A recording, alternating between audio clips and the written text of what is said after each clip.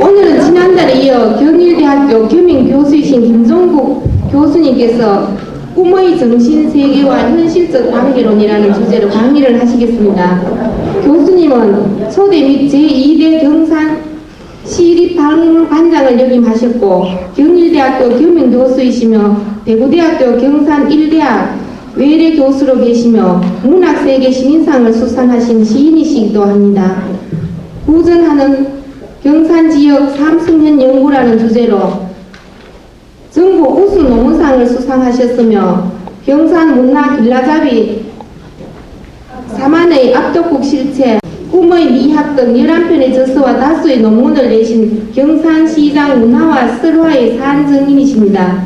여러분에게 여우역한 강의를 해주실 김종국 교수님을 큰 박수로 환영해 주시기 바랍니다.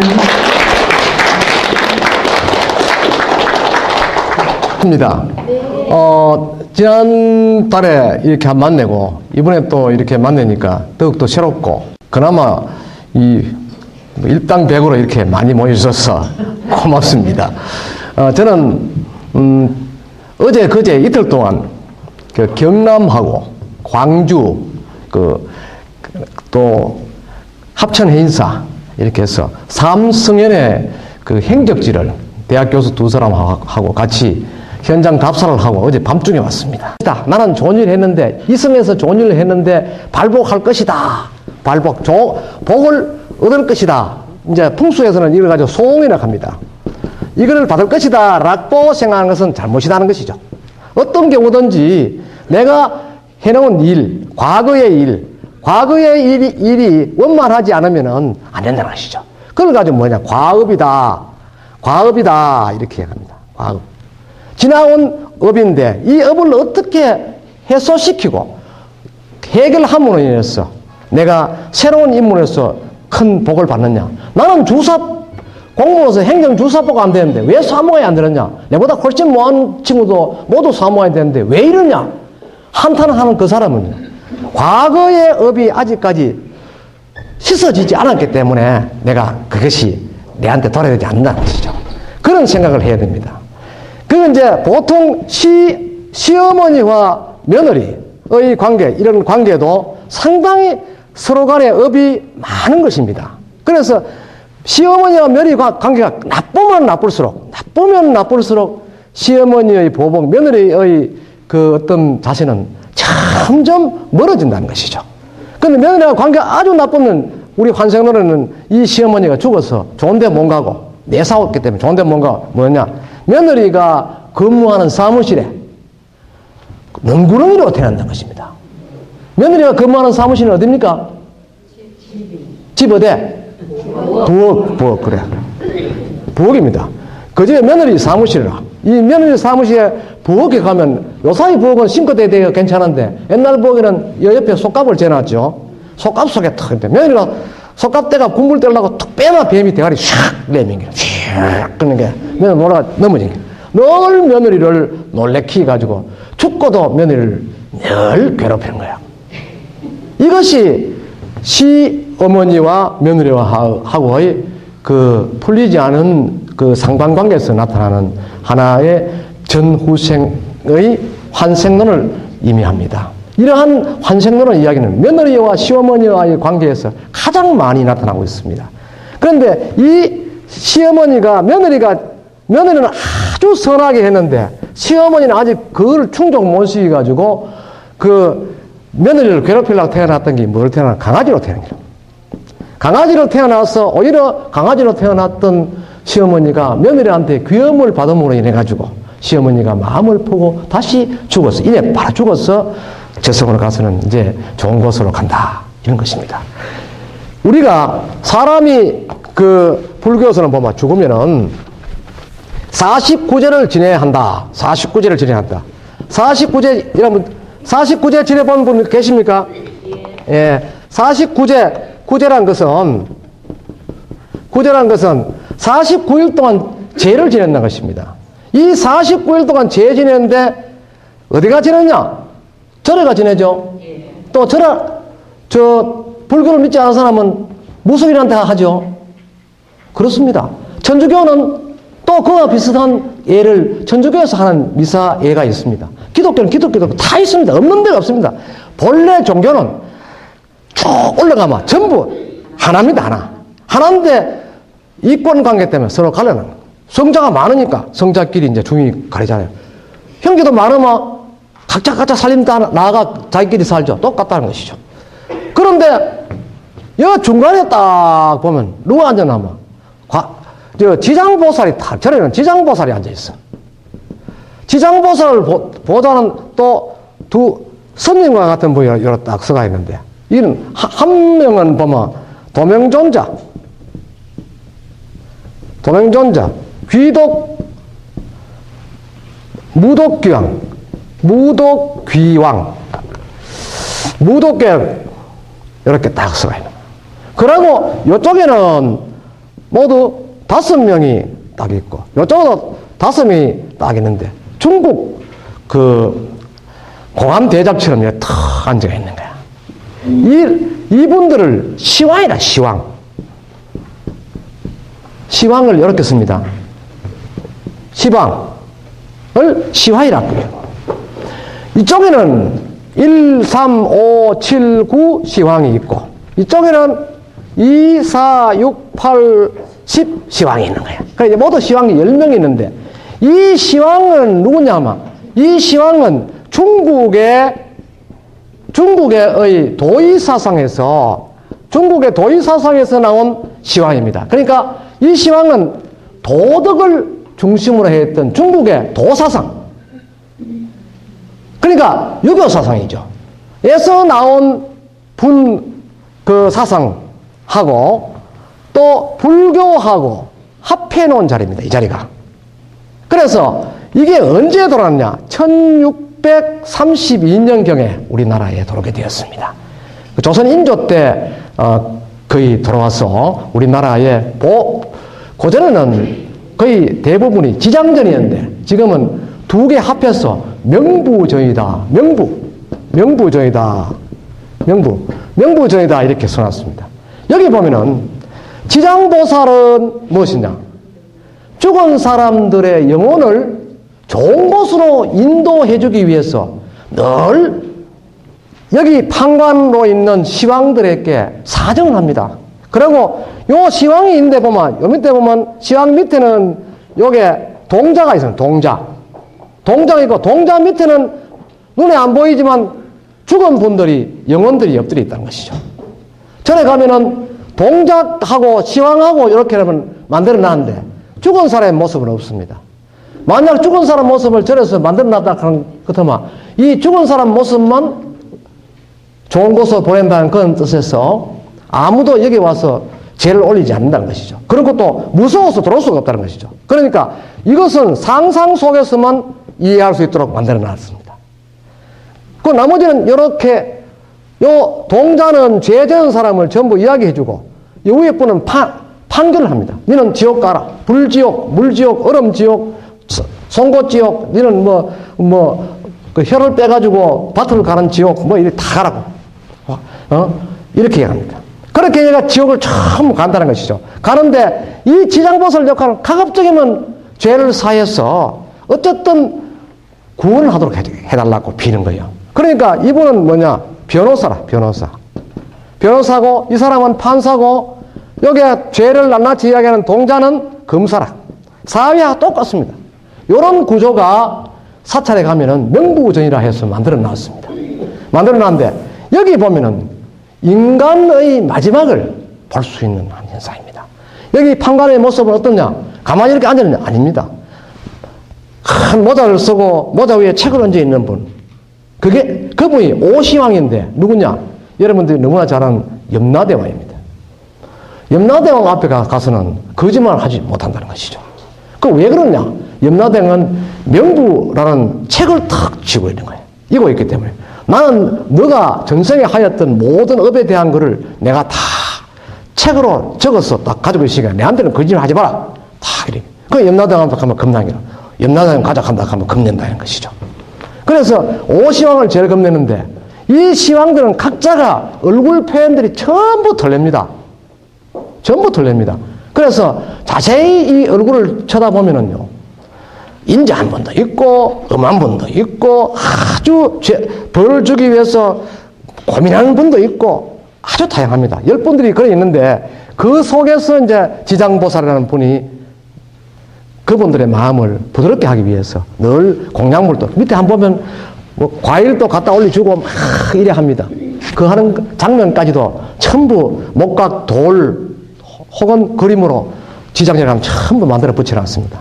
이러한 것은 설화를 근거로 해서 이 환생에 대한 어떤 사람이 죽고 난데 어떻게 된다 하는 그거를 설화를 중심으로 해서 만들어 놓은 거예요. 그러니까 사람들은 그 내용을 자세히 읽어보면은 그런 상황을 알 수가 있거든요. 그래서 이것은 이 형상을 보고, 이 명부절인 형상을 보고 인간은 살아서는 결코 나쁜 짓을 하지 말라는 것을 의미하는 것입니다. 그러니까 만약에 나쁜 짓을 했다면 큰 문제가 생긴다는 것이죠. 그래서 우리는 이러한 어떤 기반, 이런 것들이 모두가 우리의 일상생활의 과거의 경험 또는 미래에 내가 경험할 상황으로 나타난 것입니다. 이것이 정신세계로 모아지면서 인간은 꿈을 꿀 수 있다는 것이죠. 꿈을 꾼다는 것이죠. 이 꿈은 인간의 정신세계에서 나타나는 꿈은 아주 다양합니다. 왜 그러냐 하면 과거에 내가 반드시 경험했는가, 또 경험을 하지 못했지만 마치 경험한 것처럼 나타나는 그런 어떤 상상, 또 나의 내가 다른 사람부터 들었던 이야기가 자기 거화 되어 가지고 이해되는 그런 형태의 꿈, 그런 꿈들이 모두 합쳐서 이 정신세계 속에 들어간다는 것이죠. 그러나 이 꿈에서 나타나는 현상은 이게 길게 나타나는 것이 아니고 짧게 나타나는, 하나 요만치 그림 같은 짧은 것만 탁 나타나기 때문에 꿈은 깨고 나면 기억이 나지 않는다는 것이죠. 꿈을 깨고 기억이 안 난다 하는 사람은 그 꿈을 깨고 나면 아주 편안하다는 것이죠. 그런데 꿈을 꾸고도 오랫동안 기억이 난다, 무슨 꿈이든지 오래 기억나는 것은 아주 안 좋은 꿈입니다. 그러니까 꿈은 바로 눈 뜨면서 잊어버려야 돼. 뭐 어디 있는고? 누가 내가 어디 가기는 갔는, 어디 갔는 모르겠다. 이게 좋은 거야. 다리야 생각하면 하루 종일 신경 쓰게. 신발이 아프다고 내 신발 보면, 저거 내 신발 껐다. 내가 와, 이 꿈 꾸면 나쁘다 하던데, 매일 생각하면은, 그건 안 좋은 거야. 그래서 내가 이야기하는 것은 뭐냐면은, 꿈에서 나쁜 꿈을 꾸면 거기에 상응한 비방을 하는 것입니다. 신발을 잃어버리면은 바로 일어나서 자기 신발장 가서 내 신발을 한번 신어보고, 말로써, 내가 신발을 열어놨더니 내가 신발 밤새도록 찾아줬구나. 탁 하면서. 신발 치고 툭툭툭 한번 해보게. 그러면은 그 이튿날 조심만 하면은 문제가 안 생깁니다. 그것도 없이 아침에 출근해가 또 다른 사람 만나가 나 신발 가본 꿈을 꿨는데 얼마나 찝찝한지 기분이 영 안 좋다. 이미 이야기해보면 비방이 안 됩니다. 그래서 꿈은 가급적이면 남한테 이야기하지 말고 자기 혼자 고민을 하는 것이죠. 그랬을 때 그 꿈 이야기를 들었던 사람도 따라서 피해를 입습니다. 그러니까 꿈은요, 서로 사고 팝니다. 꿈도 매매하거든요. 매매합니다. 우리 삼국유사에 보면은 문희하고 보희하고 꿈을 사고 팔았다는 목매설화가 있습니다. 사고 팔았구만 팔린다는 거예요, 실제. 그러니까 실제 꿈을 이런 인간 정신세계에서 나타난 것도 저항이 된다는 것이죠. 그런 함으로써 꿈을 꿔서 일어날 어떤 현상에 대해서 반전 상황이 일어난다는 것이죠. 그러니까 꿈은 항상 내 경험에 대해서 한 부분만 조금만 나타난다. 그 나타나는 거 가지고 갑자기 잊어버리는 게 좋다. 어떤 사람들은 꿈에 로또 복권 번호까지 다 일러줘가 그 기억을 해가지고 복권 사건이 됐다. 거짓말입니다. 불가능합니다. 그럼 어떤 사람에도 불가능합니다. 그래, 근데 꿈을 가지고 꿈을 꾼 당사자가 지금 현재 어떤 상황이냐, 당사자의 운은 어떤 것이냐, 당사자의 현재 역할은 무엇이냐, 여기에 따라 꿈도 전부 다 바뀌어집니다. 제가도 이야기했다시피 내가 운명상 띠가 양띠인데 이 양과 상반되는 꿈을 꿨다. 그럼 양띠 같으면 쥐하고 양띠가 쥐꿈을 꿨다. 그러면 그 이튿날 안 좋다는 것이죠. 지금 평범하게 쥐 들고 놀고 이러면 좋다. 그러면 그 이튿날 이상하게도 남한테 원망 들을 일이 생기게 되는 것이죠. 반드시 원망 들을 일이 생기게 되는 것입니다. 왜? 지가 양인 사람이 쥐를 데리고 놀았다는 건 쥐를 가져 놀았다는 것이죠. 가져 놀았기 쥐가 늘 이 사람에 대해서 원망을 한다는 것입니다. 다시 말하면 쥐는요, 양이 배설하는 오줌이나 똥이 자기 몸에 묻으면은 쥐는 몸이 다 썩습니다. 그럼 쥐는 죽게 돼 있어요. 그러니까 쥐는 왜 내한테 당신 똥 놓고 오줌 놓아가지고 내 죽도록 만들었냐? 양은 또 나는 네 죽이려고 오줌 놓는 게 아니다. 네가 내 오줌 놓았는데 그 돌아가 묻어가 네가 죽으면서 날 원망하노. 이래가지고 평생 동안 이 두 띠는 늘 짜가락거리며 싸우는 거야. 그럼 띠 가진 분이 있습니까? 싸웁니다.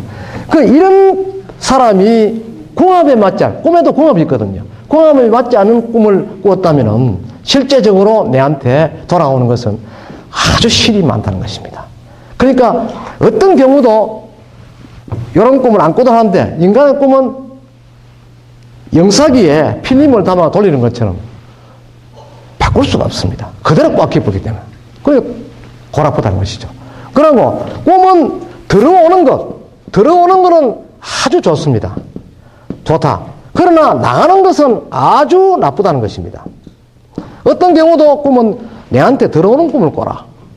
하다못해 변수가 똥을 누더라도 내 집이가 넣어야 되지 나머지가 넣으면 안 좋다는 것입니다. 그렇죠? 내가 꾸중물이라도 저 집 수치에 버는 꿈을 꿔야 되지 담 밖으로 보면 그때는 안 좋다는 것입니다. 어떤 것이 어떠시든 남에게 이롭도록 하는 꿈은 지한테 해롭다는 것입니다. 그러나 적선적인 의미에서 이롭게 하는 건 된다. 예를 들어서 내가 지갑에 있는 돈을 꾸면서 지갑을 몽땅 비워주고 내 보호대에 있는 다른 또 잔돈까지 주고 심지어 끼고 있는 반지까지도 빼가지고 그 거지한테 줬다. 그때는 아주 좋은 일이 생깁니다. 그러나 지갑 딱 열어가 하요 깡통에 저거 1,000원짜리 하나 넣으면 되는데 싶어가 지갑을 펴보니까 지갑에 10,000원짜리 보인 거야. 10,000원짜리 보이니까 손내 달달달 떠다가 잠 깨보는 게라. 이건 아주 안 좋은 게야. 저도 역시 그런 꿈보다 실제의 상황에서 그런 걸 간혹 인간은 이 본능이 뭡니까? 이 본능이 아깝잖아요. 아깝다는 걸 느끼거든. 근데 절에 가가도, 난 불교입니다만, 절에 가도 부처님만 내는가, 1,000짜리 내면 안 되겠네 싶은데, 지갑 딱 비우, 1,000짜리 하나도 없는 거야. 내가 어떤 모 사찰에 가가요. 옆에 있는 친구한테, 1,000짜리 하나 있나? 빌리가 났어. 그럼 안 좋더라고. 차라리 그냥 절하게 나. 그래서, 절에 아예 1,000짜리 내려고 하면, 절에 여러 군데 가려고 하면 10,000짜리 내면 못 내지 않습니까? 그러면 빳빳한 돈을 5,000짜리나 1,000짜리 여러 개 바꿔가지고 여러 군데 갈 때 이런 놓던지 안 그러면 한 군데만 가면 10,000짜리 놓으면 되지만 또 저도 그렇습니다. 한 절에 가면 전할 때가 많지 않습니까? 그래. 많은데 각 드는 데마다 10,000짜리 다 놓으려고 하면 10만 원은 안 되거든. 그러니까 1,000짜리 내는데 사람이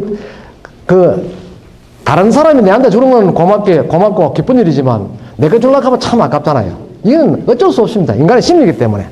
그래서 꿈에는 절대로 남에게 적선하는, 남을 도와주는 일에 대해서는 발벗고 나서라.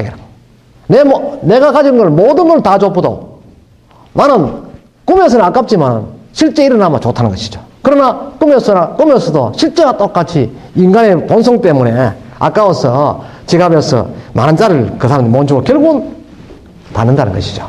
그러니까 꿈은 내가 연출할 수 있느냐? 없다. 그렇다면 꿈은 왜 꼭 깨느냐? 나에 대한 자성, 스스로 나를 뒤돌아보게 하는 그런 교훈이라는 것이죠, 꿈은. 그래서 꿈은 어디까지나 아름답다. 꿈은 아름답다. 그래서 제 이름을 꿈의 미학이라고 썼습니다. 여기 보면 꿈에 대한 게 한 200가지를 풀이하는 게 적어놨습니다. 그 그러나 이걸 다 믿을 필요는 없다는 것이죠. 그러면 지금부터 꿈을 어떻게 해석하면은 꿈을 쉽게 책 안 보고도 풀 수 있겠는가? 책만 많이 있으면 책을 여러분들한테 하나씩 이렇게 팔아먹으면 나도 돈도 버리고 좋은데 저기서가 괜히 싸움 붙이시 싶어가 오늘 아예 가르쳐 줍니다. 자, 꿈은 첫째. 자, 1로 합시다. 1. 꿈은 들어와야 된다. 두 번째, 적선해야 된다. 남을 도와주는 꿈을 꿔야 된다. 셋째, 꿈을 기쁘게 맞이해야 된다. 그죠? 넷째, 꿈은 일상의 이야기다. 일상의 이야기로 풀어야 된다는 것이죠. 그런데 꿈을 책 보고 보면 안 됩니다. 예를 들어서 꿈에 지렁이를 밟았다. 그 꿈 꾸면 왜 할 겁니까? 그건 책에 나오나? 안 나옵니다. 그 꿈에 괜히 낚시하는데 지렁이를 이래 꼽다가 한참 꼽다가 보니까 그 지렁이가 아니고 그 누이를 또 꼽는 꿈을 꿨다. 그럼 어떻게 해석해야 될 것인가? 책에 있습니까? 없습니다. 그러니까 그런 어떤 상황의 변화는 왜 그렇게 일어날 것인가 하는 그 원인을 파악했나. 반드시 왜 그렇게 일어났을까? 원인을 파악하는 거예요. 내가 낚시하면서 늘 지렁이를 꼽았는데 하루는 꼽다가 보니까 누에를 꼽았다. 자, 그렇다면 일을 하고자 하는 일이 잘 안 된다는 것입니다. 그렇죠? 자, 지렁이를 낚시 바늘을 꼽아가지고 던져놓으면 하루 종일 기다린다고 해가 고기 뭡니까? 안 뭡니까? 혹시 묻는 고기가 있을까요? 없습니다. 그러니까 내가 하고자 하는 일이 안 된다. 중요한 걸 기획하고 있을 때 만약 그런 꿈을 꾸면은 좌절한다. 안 된다는 것입니다. 그러니까 아예 그건 포기하라는 것입니다. 그런 꿈 나오면은. 근데 괜히 그 꿈 가지고, 지렁이 꿈인데, 그, 누에가 탁 꺾여 있는 걸 봤으니까, 누에는 명주 실 나오는 거야. 실아이가. 실 풀리듯이 잘 풀릴 모양이다. 이래 해석하겠죠? 안 된다는 것입니다. 그 원인을 파악할 때도 근본적으로 왜 그렇게 전환되었는가. 그 전환, 그 구조를 짧게 생각해서 현명하게 판단해내는 게 이게 꿈의 해몽이라는 것입니다. 그러니까 모든 건 들어와야 된다. 적선해야 된다. 꿈을 기쁘게 맞이해야 된다. 꿈을 어디까지나 일상적인 생활을 하고 생활을 한다. 그러면 내가 살아가는 생활이니까 우리 살아가는데 이렇게 절에 가다 보면 중도 보고 소도 보고 뭐도 보고 보는 것 같이 내 일상생활에 벌쳐지는 그런 일이구나 라고 생각하면서 그냥 넘어가면 아무렇지 않다는 것이죠. 그러나 그걸 가지고 꼭 깊게 생각하면 반드시 어떤 상황이 벌어진다는 것입니다. 그 상황에 아까와 이같이 그 어떤 일을 A로 했는데 B로 변해있다. 그런 꿈을 꾼다. 큰 문제가 있습니다. 자, 꿈에 종교라든지 어떤 신체를 본다. 예수를 본다든지 부처님을 본다든지 마리아상을 본다든지 이렇게 보면은 이는 인간의 심리에서 의존하고 싶어하는 어떤 신앙심에서 의존심에서 생깁니다. 그러니까 나는 지금 마음이 상당히 안정이 되지 못했다. 그래서 내가 신앙에 의존하고 싶은 마음이 있다. 그래서 그 이튿날 절에 가가지고 또 교회가 찬송가 한번 부리고 하면 편합니다. 그럼 자기 이제 심리적 상황에서 이렇게 일어난 상황이기 때문에 이것은 그렇게 풀어나가면 된다는 것이죠. 그 들어와야 된다는 것은 반드시 얻는 것이다. 얻는 것인데 얻는 것을 재물로 생각하면 안 된다. 재물이 막 들어오는 꿈은요. 상대적으로 재물이 나가는 꿈입니다. 욕심 없이 들어오는 겁니다. 욕심 있는 거 내가 도움을 위해서 탐욕을 가질 수 있는 그러한 상황은 모두가 나쁘다는 것입니다.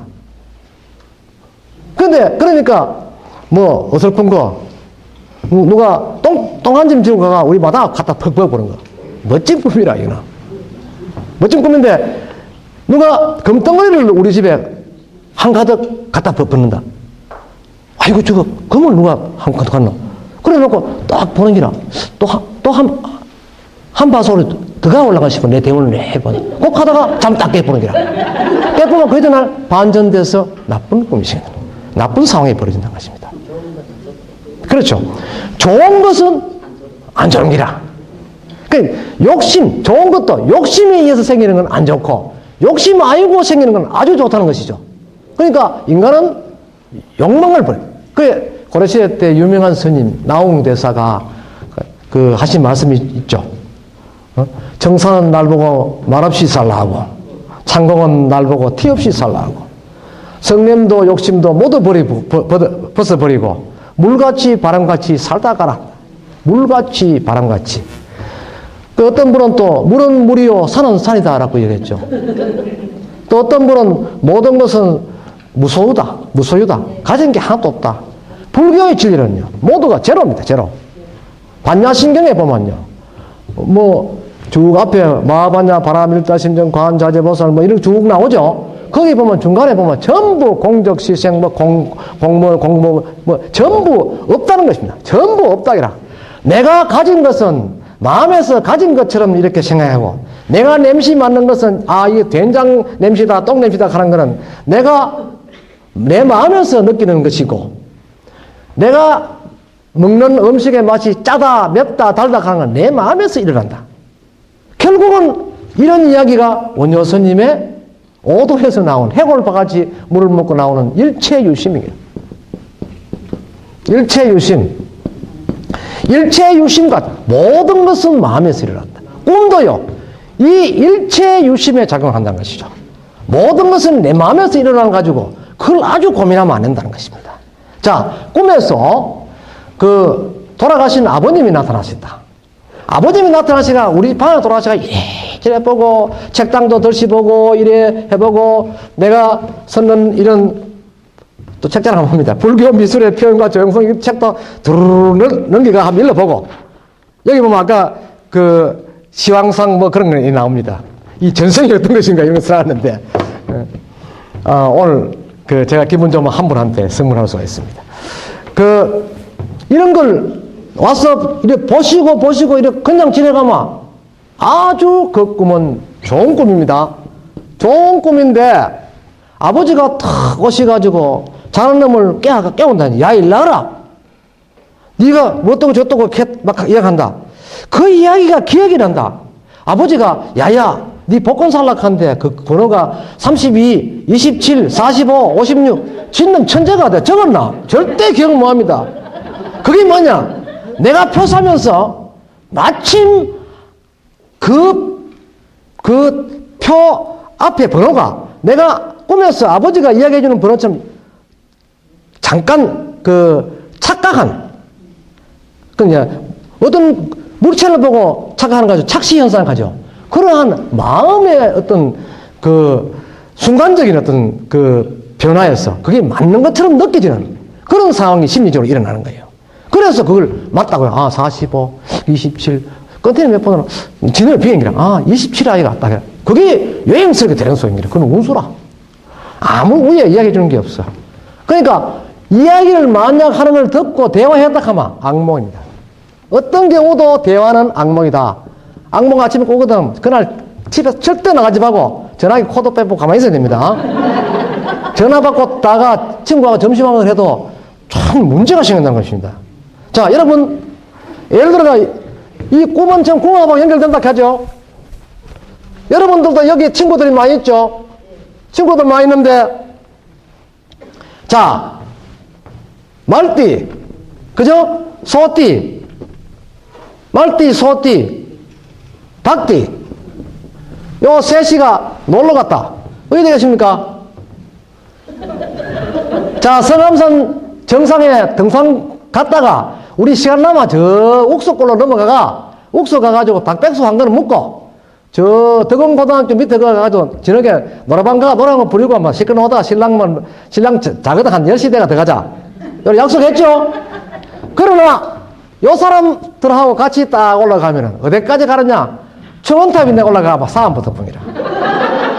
뭐 짜그락거리기라. 괴녀감이 니네는 그러면 니 뭐 잘났노? 니 딸은 그렇게 좋아. 괜히 올라가면 한 집엔 딸도 딸은 많은데, 아니, 선도 안 보고 하면 내 터지고 그러는데, 아이고, 우리 아는 이번엔 또 아들 낳았는데, 뭐, 어떻고 저떻고 어떠는데, 둘째 아도 막, 그 애인을 데리고 가는데, 막, 신랑이 막 그렇게 뭐, 잘생기고, 그런데, 뭐 또 지자랑 막 하니까, 옆에 한 사람은, 말띠는 그렇게 하는데, 소띠는 그게 아닌기라. 지는 아니 막, 하도 모여가 속 천문하는데, 자랑해서 막, 속이 막 디비진기라.